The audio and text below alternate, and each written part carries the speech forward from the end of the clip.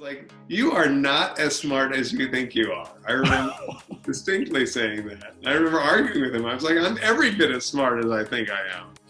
And so thankfully, I had a lot of people who just beat the crap out of me, and it helps.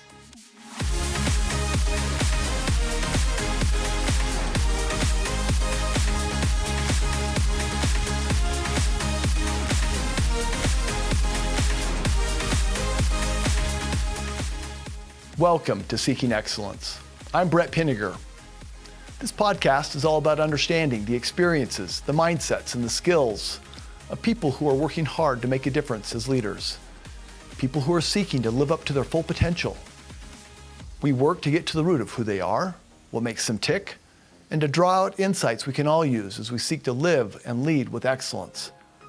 I hope you're inspired and motivated by what you hear. My work is all about helping leaders and teams become their best. The results I've observed are dramatic and tangible. Increased productivity, higher levels of engagement, less stress, and frankly, a lot more fun. You can find out more about my work and get the show notes to each episode at brettpinegar.com. You can also follow me on social media at Brett Pinegar. Check the show notes for all the specifics. In this episode, I interviewed Rob Price, the CEO of the School of Rock. The School of Rock is the largest music education company in the world. They combine individual and group instruction with the opportunity for students to take the stage in front of a live audience in an authentic concert setting. It's an amazing concept that does so much more than teach musical skills. It fosters leadership, teamwork, and builds confidence. Rob brings humor, passion, and plenty of lessons learned to our discussion. I love what Rob has to say about taking in the tough feedback. It certainly isn't easy, but it's so essential to becoming our best. Let's jump right in.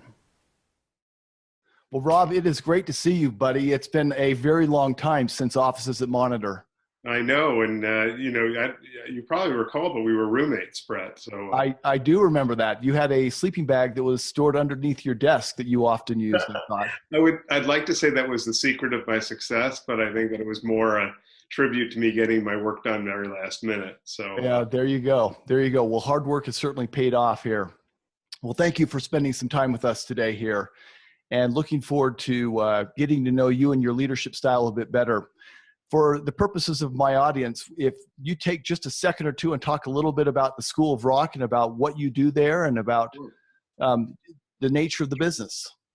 So School of Rock is the leading music education company in the world, and it uses the appeal and the popularity of rock and roll to teach real and substantial music concepts. So we teach nearly 29,000 students around the world in 207 schools. We're about to enter our 10th country, and we're very proud that our graduates go on. Many of them go on to become professional musicians, but just as importantly, we're proud of all the ones that don't, but that still have a lifelong passion for music and creative expression and creation. So it's an incredibly gratifying place, and I'm blessed to work with some really amazing people who are very committed to the creative development of kids and adults as well.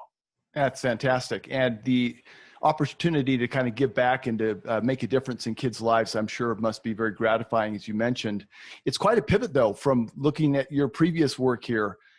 You've been involved heavily in retail, places like CVS and Wawa and other places. And here you are at the School of Rock. What was it about the School of Rock that really motivated you to make a change in the direction of your business focus, at least?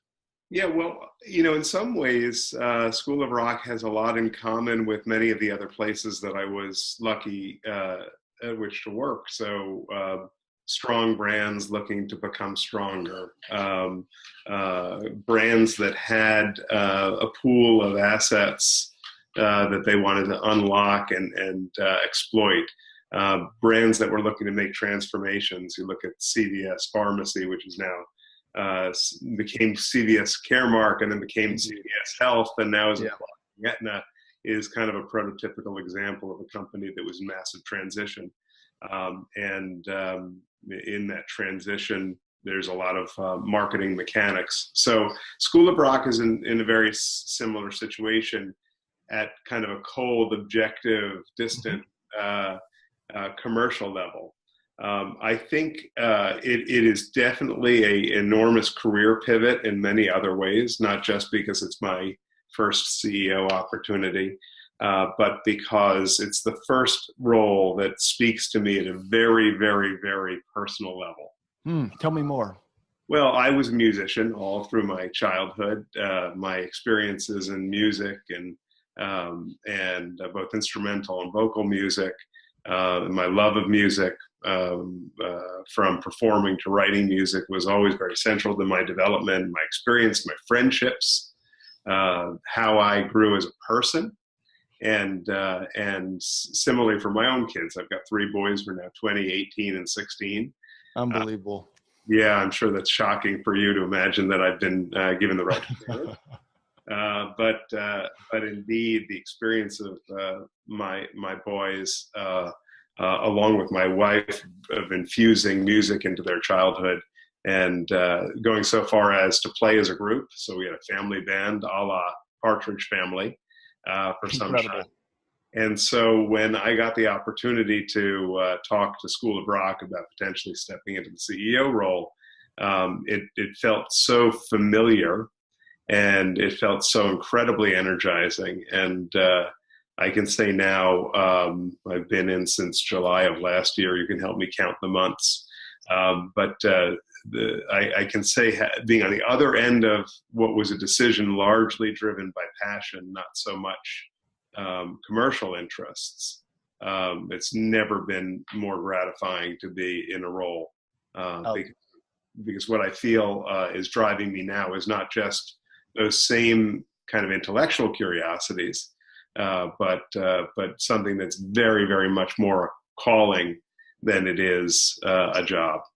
Boy, I can completely relate to that. And certainly that ability to inspire yourself can give you tremendous amounts of energy and dedication that are different. I mean, it's not that we're not dedicated when we're doing it because there's an intellectual curiosity, but when there's a real deep-seated emotional curiosity or interest or passion about it, it just is a whole nother level of sort of dedication, commitment from what I've seen here. Yeah, and I think that what it does, it lets you draw on a deeper pool of resources when you're dealing with an exceptionally complicated issue or challenging issue, or sometimes it's not fun. You know, business is not always fun. Even fun businesses are not always fun, as I know you know, and the listeners know. But the reserves that are created through the sense of purpose really let you have greater resilience during those challenging times. That's great. Well, let's go all the way back here. You talked a lot about how you were really influenced by music growing up. Wondering if you could broaden that a little bit and talk a little bit about sort of the key influences in your life from a leadership perspective, whether they be musicians or others. Who are the key people that influenced who influenced what you are today as a leader? Yeah, I think that it probably was a little different at different stages in my life. So I have a very, very, very strong memory early on of the influences, obviously, of my parents, my brothers. I was the baby of 4, all of whom were interesting, still are interesting, and complicated and ambitious guys in their own right, and very, very different. Watching my mom, who was largely a stay-at-home mom, but was an educator by training and did a lot of teaching still, even as she was raising the 4 of us.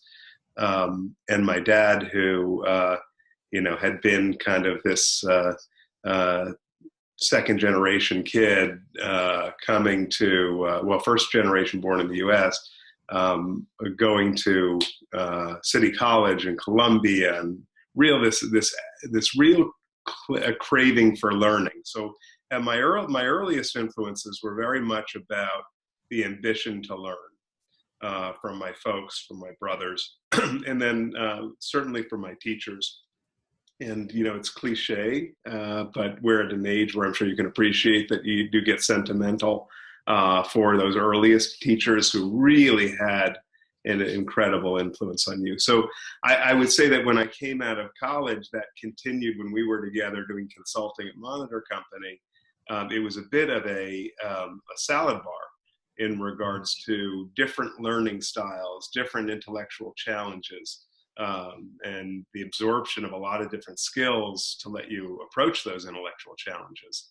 And, you know, you probably have a fonder memory of me and a more elevated memory of me through my incredibly sophisticated use of LinkedIn and Facebook. But I was a pretty mediocre consultant at the time, but I was surrounded by extraordinary minds, and you know, folks who always wanted to come at problems in a different way. And watching how in a consulting environment, the partners in that firm and the folks for whom we worked, our teammates, navigated through those complicated challenges. And I think that you and I were both very blessed early in our career getting that kind of inspiration. I think it reshaped the way we think. And still, I reflect on the intellectual discipline and the intellectual honesty that we learned in those early stages. I certainly couldn't agree more. Although I would counter your mediocrity. You were a tremendous consultant at Monitor, and certainly enjoyed learning from you as well. So, well, I clearly have done a great job on brand management over the years. There you go. But it does speak to humility, and certainly that's something that's sort of flowing out of our conversation so far today. Here is there's you don't walk around with a chip on your shoulder here. You're talking in a way, you're communicating in a way that suggests a curiosity, a humble curiosity of the world. Where do you think that came from, Rob? Where does that lack of sort of excessive ego emerge from in your experience? Well, and to be perfectly fair and perfectly honest, I think that that's a relatively late bloom for me. And if anything, I think that the reason I'm in a CEO seat now, and in this kind of CEO role, is that that part of my persona and experience and sensibility grew through some really interesting experiences, including some of those that we talked about. But I had some really amazing bosses who were really generous with praise. And that didn't always feel so good. I'm going to pause my discussion with Rob to share a story he told me after we finished our formal interview about an experience he had working for HEB. It fits perfectly with the theme of receiving praise that doesn't feel so good. And then we'll pick up right where we left off. Charles Budd at HEB, great leader. I mean, amazing guy. I'd just been promoted to VP of Own Brand, the private label business. Mm-hmm. And so he brings me into his office 10 days after the promotion. And he says, so Rob, you've been in the job for 10 days. Tell me what you've learned. I'd be interested in your strategy. And really hams it up. And I'm like, wow, this guy really thinks I'm hot shit. And so I start waxing poetic, and I go on and on. He's taking notes, I'm like, wow, I'm really amazing. This is incredible how finally somebody gets it, how awesome I am. And I don't know how long this went on.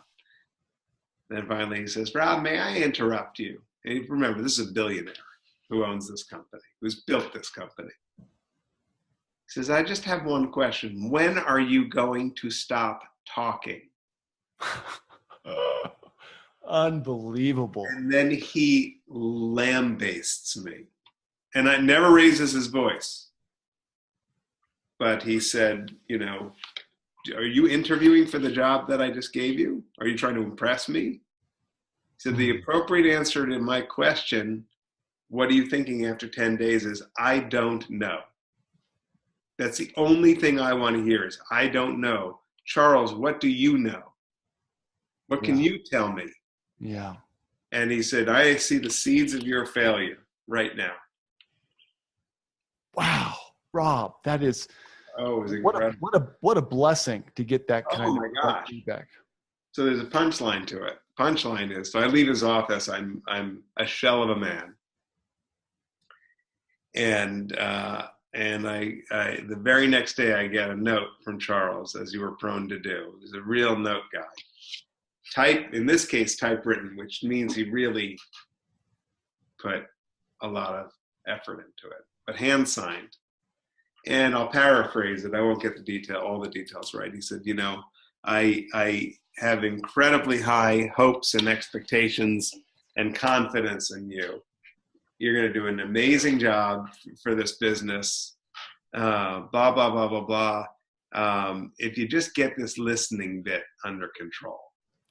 Oh, man. And then he signed, your fan, Charles. What a powerful story. And now we'll get back to where we paused our interview. But as time went on, I must have done something right in a previous life, because I was blessed with an interesting assembly of some incredibly competent and skilled and generous managers that had this common theme of, if I asked for feedback, I would get it. I would get it unrefined, straight between the eyes. But then I had some really challenging bosses that it was as if they were assembled to all teach me lessons. They were all competent and great at certain things, and some of them were not so good at certain things that I could very clearly say, gosh, do I sound like that? Do I make others feel like I feel right now? And over time, I would say that rather than it being natural for me, I collected a set of skills about a little bit more of a humble approach to leadership, more of an understanding of my own deficiencies, leading with those, being honest about those, even making a little bit of light of those deficiencies, but also working at resolving some of them. And it was rocky at points, but I guess that what worked more naturally to me is that I do tend to be self-deprecating. I do lead with a sense of humor. I take the work very seriously. I don't take myself very seriously. And I think that people cut me a lot of slack over the years because I could make them laugh. Well, having fun is pretty important here, that we spend far too much time working to not have some fun. Yeah, I think that's right. So it's been a really interesting journey to get to that place that we always read about early in our career. The humbly. I feel like I'm just becoming, in some respects, eligible to think of myself more in those terms, which is more outwardly focused, more other focused, more the question and not the answer. Interesting. Any particular people that you may not know closely, but that you truly admire their leadership of, that you could talk about? Maybe somebody in a book, a historical leader, somebody that would really represent a strong sense of leadership and what you aspire to in your own leadership.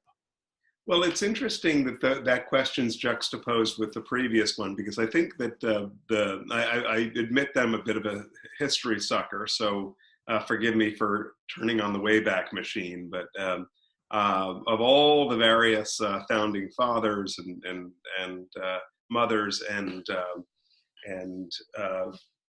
presidents, etc., in U.S. history, the one that really connects with me is John Adams. An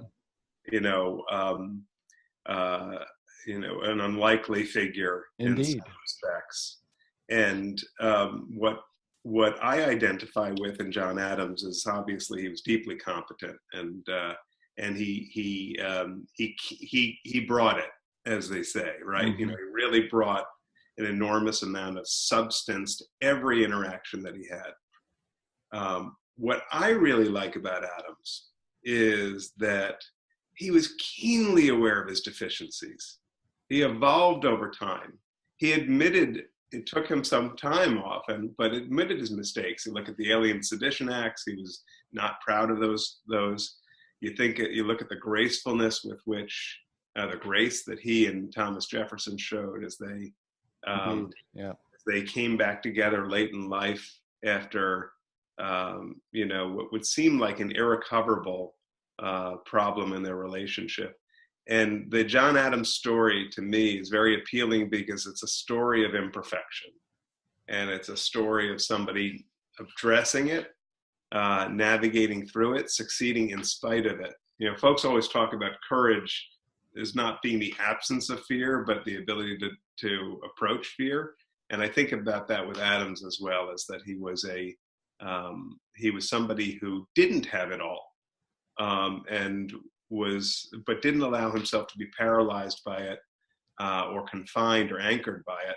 I think the other thing that I like about him is that Adam's story is a story of Adams and.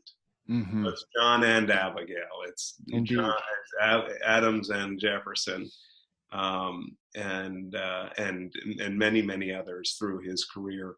And I get an enormous amount of satisfaction, the product of co-creation.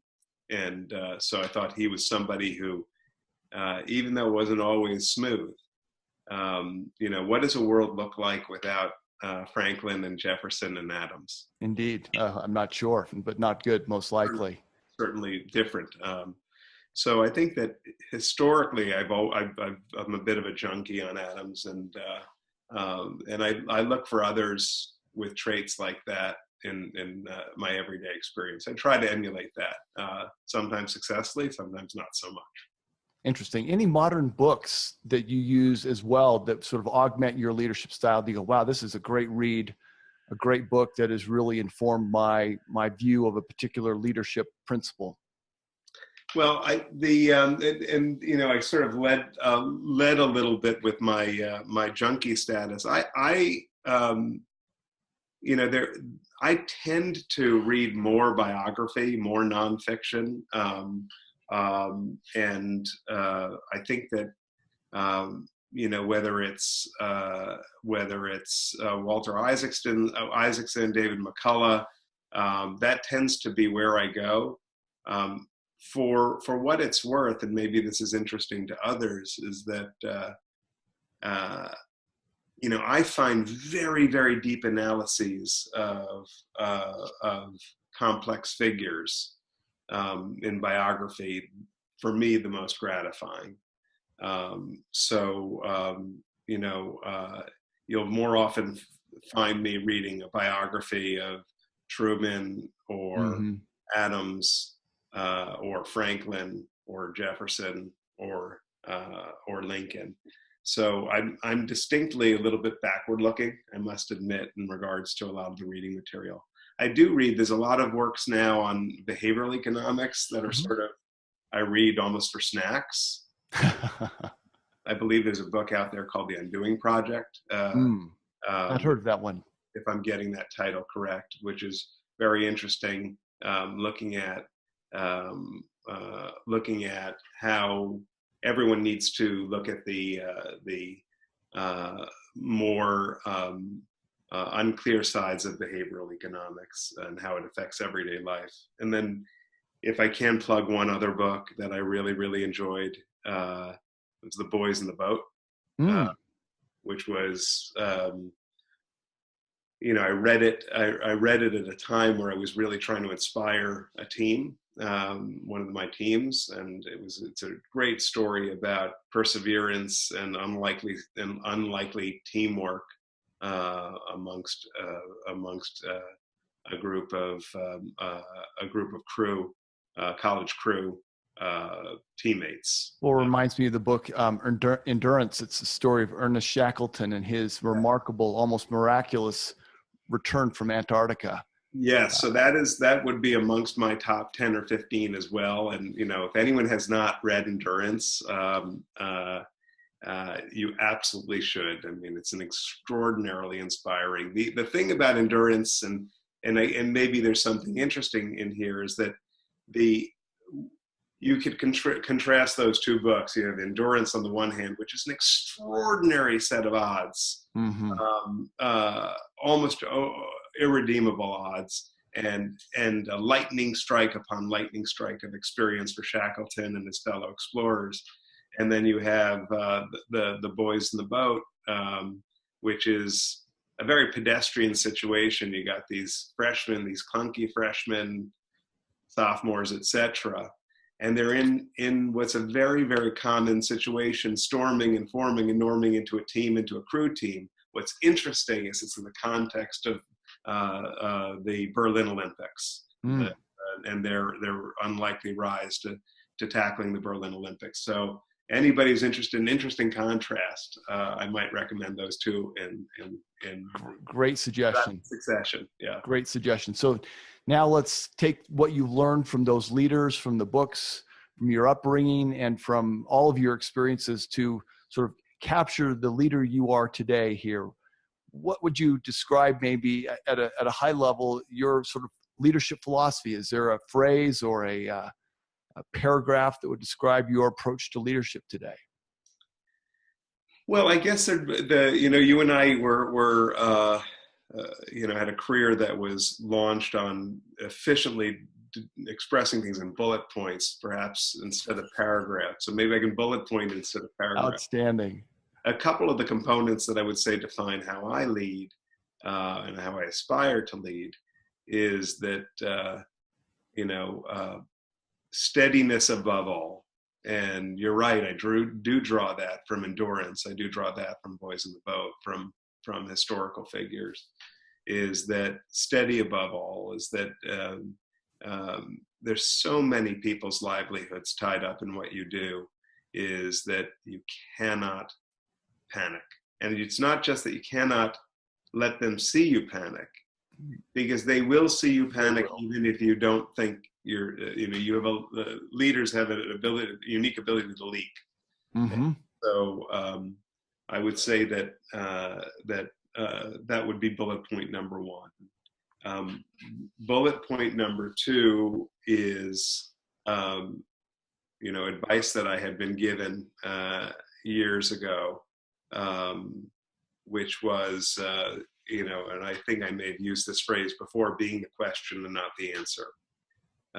Is that it's paralyzing to an organization if you're constantly saying this is the answer, as a peer, as a subordinate, and certainly as a leader. And there's a danger if people have sometimes convinced you're the smartest person in the room, for you to always act into that. And what you find out is that you never allow yourself to discover when you're not the smartest person in the room. Indeed. Let's take these first two bullet points here, because I think that there's a unique connection between them. There's sort of an abstractness when we're not panicked, when things are going crazy, when the world is beginning to implode or explode. And here we are sort of with introspection, asking questions about what's happening here. It sets a really unique stage for the people around us as they see our curiosity in the face of real stressful times. Yeah. How do you cultivate that sense of curiosity when the stress is high, when the stakes are big? Well, I would say, some of it is a little bit like, so I'm in the rock and roll business to some extent, right? So there's a lot about production values and bands and levels and lights, etc. In regards to the experience that we give our kids at School of Rock. I think that honestly, a lot of how you cultivate excellence in those kinds of environments is that you think about the setting the stage. Who do you have on the stage? Who's in what position? What's the tone? What's the song order, etc. So I think a lot of it is when a crisis emerges, which is at a CEO level almost a weekly phenomenon. What the normal world would call a crisis. There's always something brewing that's on the verge of it, etc. How do you get folks together, either literally or virtually, How do you start the conversation? How do you get everybody engaged? How do you get people re-anchored? And there's a lot of inquiry which is required to get to that right place. Always helping people distinguish between the goal and doing the best versus doing what's realistic. But I would say there's another dimension, and maybe if I could sneak in a third bullet point, which I think binds it all together, is that all of these kinds of complicated situations and the steadiness that are required to address them are about helping people become the best versions of themselves. That's a phrase that a lot of people use today, but it's very much about, describes how I work with my teams, is that it's in those environments where I see them as training exercises. And my team will often hear me, what do you think we should do?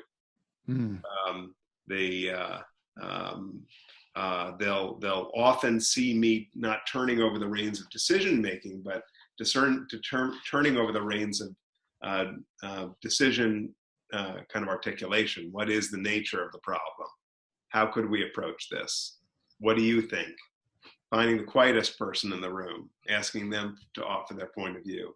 And so I think steadiness is not just calm down, I got it under control, but it's returning authority to the people in the room and say, okay, no, we're going to all navigate, just everybody stay in their section of the boat where it'll settle down, but use your full weight. You're important. Right. You're part of the solution. So that's how I try to navigate through and cultivate excellence in times of challenge. Where do you think that that quiet confidence comes from your perspective? I mean, that's hard to do. I mean, we've all been in situations. I've certainly been in situations that are incredibly difficult. The stress levels are through the roof. How do you ground yourself? Maybe think about for a second what kind of practices you use outside of work or in getting ready for work that allow you to bring your best to your team and to your company. Yeah, and I think some of the answer to that question just comes through time and age, and where you've been through enough situations where you've got effectively a sample of experiments, and you know that that it works in this circumstances, and it never helps to panic. It never helps to panic. So I will tell you that there's a certain mindfulness, is that I will sometimes mantra that to myself. I will say, don't panic, take a step back, count 10, think. Love it. I love it. That's great. I think that physical separation from an issue is sometimes a good idea. If you're feeling overwhelmed by a topic, I think sometimes literally just getting up, moving, stepping to another room, collecting yourself, coming back, understanding that it's those first few moments which will define the persona that people read into the navigation of a problem. I think that facing challenges with a group together as quickly as possible is really, really a good thing. If you let people isolate in their own individual cubbies, figuratively speaking, and they brew and they steep in the panic or the concern, they fill in the void. So I think assembling quickly, confronting the issue, calling it by the right words, and then getting to problem resolution very quickly is really, really, really important. That is brilliant. I think that's I think so important. I think that it's the same thing in parenting, right? Describe what it is, so that all of your team doesn't allow it to say, there are very few crises which are existential for a business, but everyone can seem that way. If you don't articulate to your team, it's not. Right. It's interesting. During my first opportunity to be a CEO several years ago, we bought a pool table and put it in a conference room. And we had a particularly difficult crisis dealing with funding and cash flows for the company. And I remember sitting around and playing pool around this $500 pool table with me and the other members of my team, and actually just calming each other down. I only see it now in hindsight here, but boy, the power of a pool table or a place where we could gather and sort of take off the armor of the business and yet still talk about the business was really important. Well, and it's a great tangible example of what I think is important. I think the challenge that we have as leaders now, to a large extent, is that, in our world, we have a relatively small company, growing very fast, but our 207 schools are fragmented or, are decentralized. We have 3 offices in the United States, then we have remote staff above and beyond that. So what is the virtual pool table? And right. One of the things that, technology certainly helps, but it's what you do with the technology. I think the other thing that brings people together is to get them re-anchored about what is it that we're trying to do. And I'll often ask people who are the most stressed to say, tell me what music's meant to you in your life. By the way, even my non-musician team members can answer that question. But my musician team members they'll almost go into a trance, they get re-anchored in what it is that music has meant to them. And then I grab onto that and say, okay, remember that now. This is why we're doing what we're doing. This is why it's important to navigate through this. And then everybody starts digging back into that reserve we talked about before, that is all exuberance, right? It's all good. It's all peaceful. And that helps people get back together. That's the moral equivalent of a great combo shot or a bank shot into the side pocket. Love it. Love it. So back to kind of your getting ready. I mean, you talked a little bit about mantras. You talked a little bit about just some phrases in your mind and things like that, taking a step out of the room. Many leaders have rituals or habits or things they do every day here to get ready for the day here. How would you describe what you do to get ready for your work day? Yeah, that's an interesting question. I'm not sure I've thought about it so scientifically. I almost need to reconstruct it. Is that,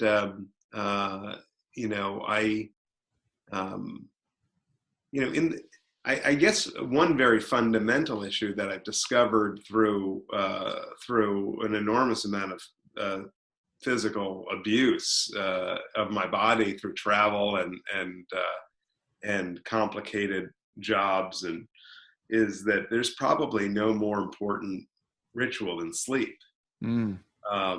Is that there's a certain kind of hysterical, paranoid wave that comes over you when you're not well rested, that projects to your team in unpredictable ways.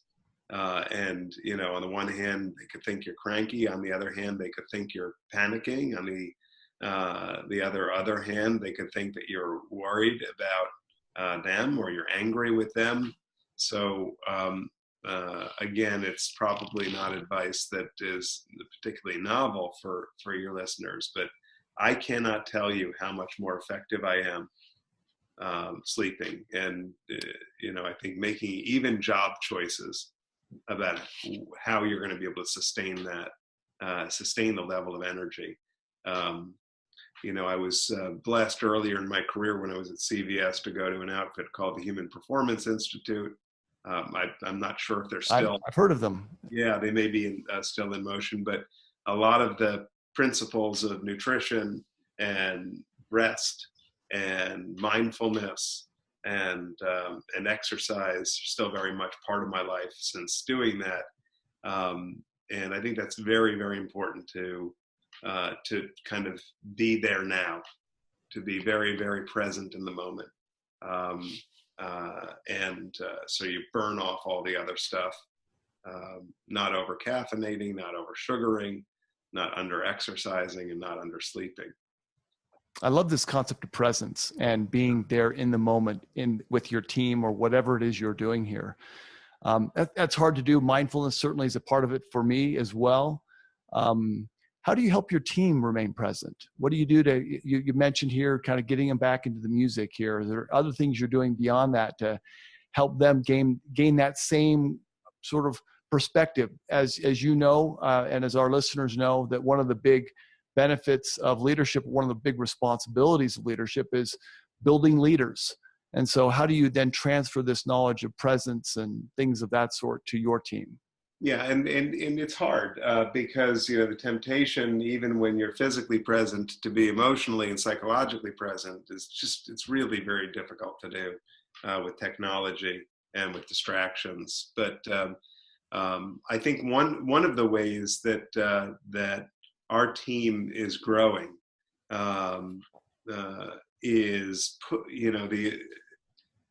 we put ourselves out there much more with each other and with our franchisees than had historically been in the past. I'll give you an example, is that we utilize technology from Facebook called Workplace, and it's really just an internal version of Facebook, a secure version of Facebook, and there can be different cohorts, etc. And one of the things that I have done and asked the team to be done is be much more present on that environment and put questions out, participate, offer comments, and then you're stuck. Then you have to actually be part of the conversation, right, and raise your hand. And it's a little bit exposed in regards to, you know, you're the CEO commenting on a certain topic. Franchisees and staff from 207 schools around the world. But that forces presence because you're now in. You can't get out. The moment you ask a question or pose an answer, you're in the dialogue. The other way that I've done it and looked to model it with my team members is that my very first week at School of Rock, I sent a note to all the franchisees. I articulated what my goals were with them. And I said, and if you have any questions, here's my cell phone number. Here's my phone number. And, this would be an issue, I think, of great debate and discussion amongst other CEOs with whom you talk, whether, that's a line you want to cross. My view is that when you ask people or invite people to invest as much as we have and take as much risk and put as much heart and soul into our business as our franchisees do, the least you can do is give them your cell phone number to let them call. I could not agree more. I think that at some level, the relationship between company and customer is democratized in today's environment. Social media certainly is a part of that, using an internal Facebook-like tool. The playing field gets leveled in a way where you're listening more. If you're not, you're in trouble. You're also more personally invested, as you mentioned here. I certainly have found it beneficial. In fact, I remember just a few years ago putting my cell phone number, my direct dial number on the bottom of an email that went out to all of the customers of the company I was with.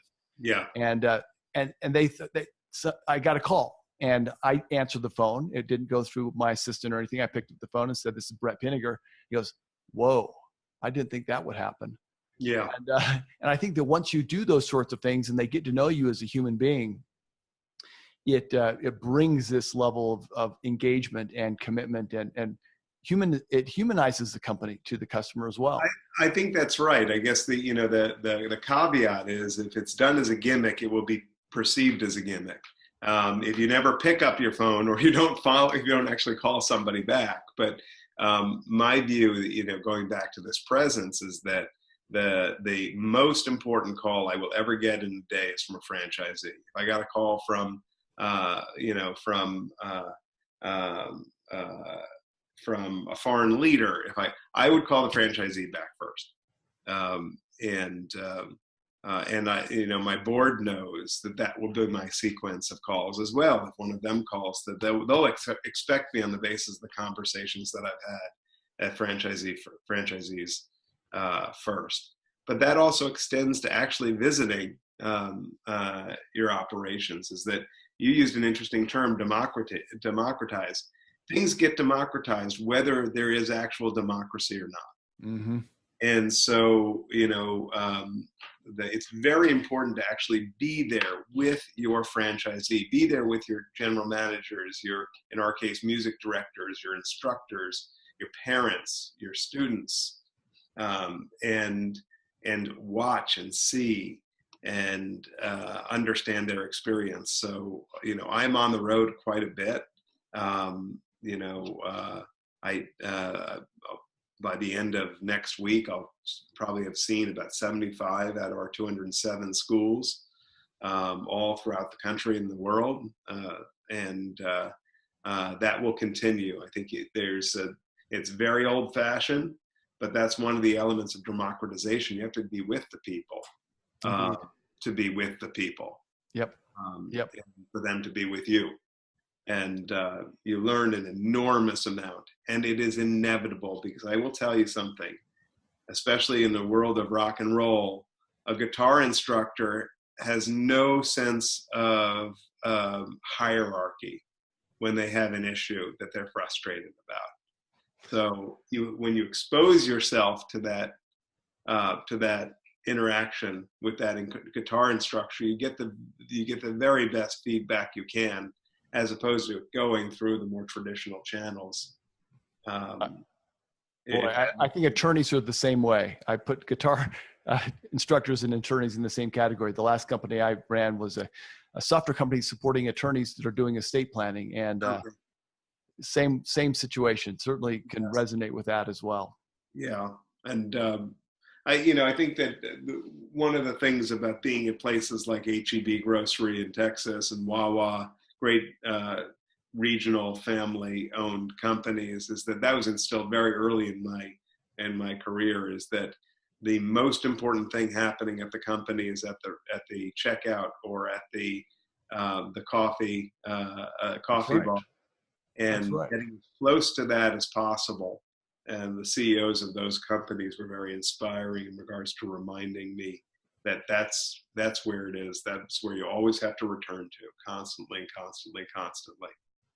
Well, I think that's maybe a great pivot here to the last thing I'd really like to dig into, which is the unique opportunity that School of Rock has to teach not only musical skills, life skills, but also leadership skills as well. Yeah.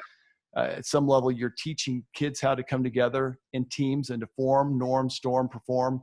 All those sorts of things here that we talk about here. What's it been like to see that happen? Any observations from seeing kids come together, not knowing each other, forming those bands and accomplishing something remarkable? Well, I was in Brazil and just 2 weeks ago. We have 6 incredible schools in Brazil and many more coming. It's an incredible market. And I was actually with a prospective franchisee in Rio de Janeiro. And he had a fascinating comment, because I asked him, what's drawing you to this concept? Very successful business person. And he said something which was so much more articulate than what I had been saying about the business. He said, School of Rock is in the rescue business. We're rescuers. And he went on to explain, in a world where, this is seen as socialization and interaction, and in a world where individual learning has become the norm. Many of us, if we think back to our music lessons, what we principally learned in our conventional music education environment was how to hate learning music. It's not fun. And I did it, and I persevered through it. And I had some really great teachers that within that pedagogy did their level best, but it isn't the fun way. It's as if telling a child, before you can speak, you must demonstrate the ability to use the alphabet. No, we just start speaking. That's right. It's a social learning technique. So we feel very, very passionate, because what happens is in this environment where folks are going very inward and kids are learning how to close up, we immediately thrust them into an environment where get the opportunity to play music with other children that they love, and they play songs that they love or learn to love. And it's not just about the weekly lessons that they give, because we give weekly lessons as well, but it's those performance programs where they're challenged to negotiate through, at a very early age, who's the leader on this song? Often it's not the lead guitarist, it's the drummer who's the leader. Mm-hmm. There's a very unusual time signature. Where the idea can come from anywhere in a rehearsal room about how to present a song, how to string them together, how to put them in show order, presence, collaboration, negotiation. And so what you hear consistently from kids who are emerging from our program is that the number one thing we give them is confidence. Not just the confidence to be the leader, but the confidence to be led, the confidence to work with other leaders, to know when they need to step back and let somebody step forward. And so it's very interesting to see that come to life repeatedly. And you hear our students, whether they're going into music or not, say that that's a common theme. Wow. That is incredible. I love the way you talk about confidence, not just being to lead, but to be led. Yes. That's such a powerful insight here for all of us as leaders, is that we can't do everything. And as we come together and work with our teams, then we can accomplish great things. But it is almost always the team. It is never the leader to lead. And yes. Great example. In fact, maybe, Rob, that brings us towards the close here. I've got some questions that I love just to use to kind of compare our leadership styles between different leaders that we talk to on the podcast here. Yes. Would you say that you are more of a lead from the front or a lead from the back kind of leader? I'm more lead from the front, and as much as I would like to say that I've perfected my humility, I still do like to be at the front, yelling charge. Got it. And what is that? What is it about being in the front that, besides being in charge, that you find very effective for you? Well, I think that it probably leverages certain characteristics and personality traits that I have. Is that I will tend to be the one, as we talked about before, to be able to interpret the situation, dissipate some of the negative energy. But I can also, I also hold people to strong account, and I can, the proverbial rallying of the troops comes very naturally to me. Fantastic. Are you happiest working on the big picture or down in the details? That's a funny one. I would like to say in the big picture, but the reality is I've learned that I actually really love the details. I really love sitting down with my team members, and I find that sometimes there's really magic in the linking of details, or the testing of certain details, testing of the data. So I've had to confront over the years that I'm actually more a detail guy when it comes to individual initiatives. Wow. That is so interesting. Yeah, I don't know if that means I need to be withdrawn from this podcast, but not at all. In fact, I actually end up kind of feeling like there's so much executional risk in an absence of understanding of the details that I've gotten to enjoy and appreciate and delve in more there. Well, I think about it from a music standpoint, and I love music. I don't perform, I don't play, but I listen avidly. Yeah. And telling the difference between two different performances of the same piece of music, one where the details are executed flawlessly and in a very cohesive way, versus one where it's all there, but not quite flawless. I mean, the difference is massive. I mean, yeah. It's something you turn on and turn up versus turn off and walk away from. I think it'd be interesting to ask somebody, if we had the privilege to do so, Jimi Hendrix, was it about the big picture or the details? Yeah. And, musical proficiency is a good examples that you can have an extraordinary idea for a song, but you got to deliver it. You got to execute.